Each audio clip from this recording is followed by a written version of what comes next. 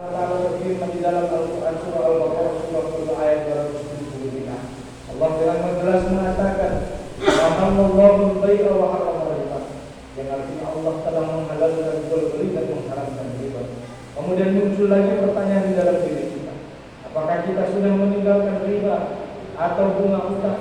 Padahal Nabi SAW bersabda di dalam hadisnya, yaitu Rasulullah SAW mengatakan, "Ubaqardin manfaatan fahuwa riba."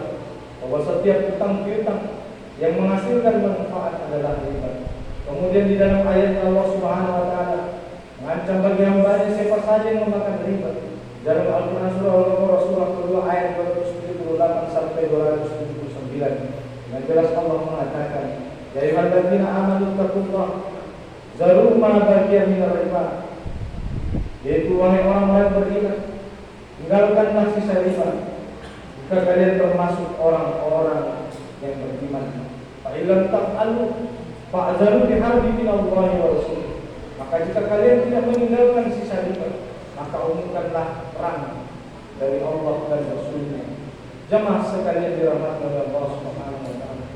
Sungguh kita harus mengakui bahwa saat ini kita menyaksikan masih banyak perintah Allah Subhanahu wa taala yang belum diamalkan, dan begitu juga dengan berbagai larangan Allah yang masih dilanggar, terutama mengenai syariat Islam yang berkaitan dengan pengaturan kehidupan bermasyarakat, bernegara, baik dalam bidang pemerintahan, ekonomi, sosial, hukum pidana, pendidikan, politik, luar negeri dan sebagainya.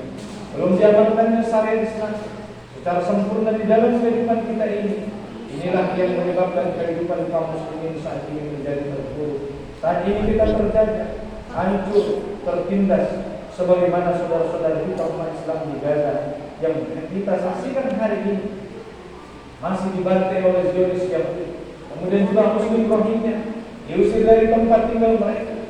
Begitu juga Muslim Uighur ditekan habis-habisan oleh Rohingya Komisi 9. Begitu juga Muslim India dijadikan dengan bahan dan sebagainya.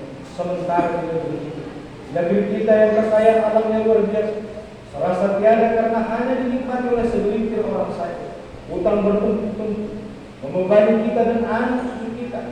Kaum miskin terus bertambah, kriminalitas meningkat, penyakit sosial bergolak bebas hingga LGBT terus mengancam generasi negeri ini yang terus menunjukkan perkembangannya.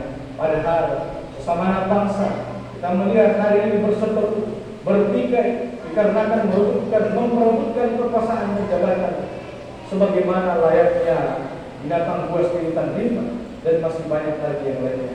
Hadirin jamaah rahimahumullah, semua ini adalah pangkal keterpurukannya adalah karena kita meninggalkan, umat ini meninggalkan aturan Allah, meninggalkan aturan Islam. Pada Allah Subhanahu wa taala mengatakan bahwa Allah akan memperingatkan kita bahwa siapa saja berpaling dari ayat-ayat Allah, maka baginya kehidupan yang sempit. Bagaimana Allah mengatakan di dalam Quran surah Taha surah 20 ayat 124, "Man a'rada an dzikri fa inna lahu ma'isyatan dhanka wa nahsyuruhu yaumal qiyamati a'ma." Yang artinya, siapa saja di antara hamba yang berpaling dari peringatanku, maka sesungguhnya baginya kehidupan yang sempit, dan kami kelak pada hari kiamat akan mengumpulkannya dalam keadaan buta. Menurut Imam Ibnu Katsir, bahwa yang dimaksud maka berpaling dari peringatan adalah menyalahi perintah dan apa yang diturunkan kepada Rasul itu. Kemudian Allah melupakannya, kemudian mereka melupakannya dan mengambil petunjuk daripada selain daripada petunjuk diberikan oleh Allah Subhanahu wa taala. Masyaallah muslimin jemaah salat Jumat yang dirahmati Allah Subhanahu wa taala. Sedangkan kehidupan yang sempit tidak lain adalah kehidupan yang semakin miskin, melarat, sengsara, menderita, terjajah, teraniaya, tertindas dan sebagainya, sebagaimana yang kita saksikan dan rasakan sekarang ini di dunia Islam. Oleh karena itu, Rasulullah SAW menggambarkan bahwa setiap penyimpangan terhadap syariat Islam akan menyebabkan turunnya adab dari Allah Subhanahu wa taala. Bagaimana di dalam hadis Rasulullah SAW mengatakan, "Idza dhaharul riba wa zina di qaryah ahallu faqad ahallu adallahu bi anfusihim." Yang artinya, apabila zina dan riba telah merajalela di suatu negeri, maka berarti penduduknya tersebut telah meminta Allah menurunkan azab bagi mereka. Hadis riwayat Al-Bukhari. Jemaah Jumat yang dirahmati Allah Subhanahu wa taala. Oleh karena itu, ada jalan lain bagi kita semua kecuali kita kembali menjalankan aturan Allah, yaitu kembali taat kepada Islam, kembali taat sepenuhnya kepada aturan Allah Subhanahu wa taala di dalam seluruh aspek kehidupan.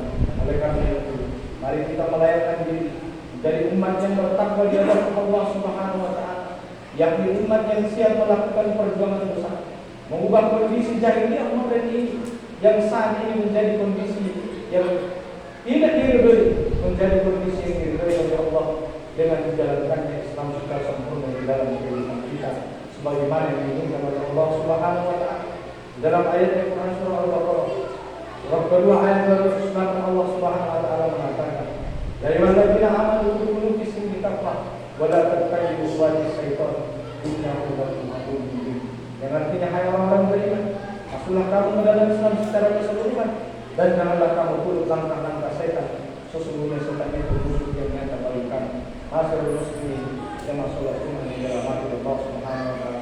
Oleh karena itu kita berharap mudah-mudahan Ramadan yang sudah berada di penghujung daripada bulan ini, maka kita berharap dan berdoa kepada Allah Subhanahu wa taala semoga Ramadan ini menjadikan kita sebagai hamba-hamba yang bertakwa di hadapan Allah Subhanahu wa taala.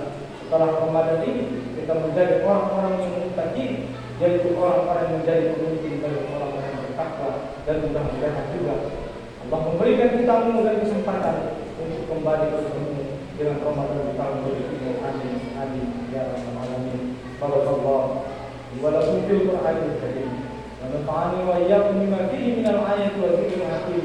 Taqabbalallahu minna wa minkum tilawatahu innahu samii'un 'aliim. Aqulu qawli hadza wa astaghfirullahal 'azim. Innahu huwal ghafurur rahim.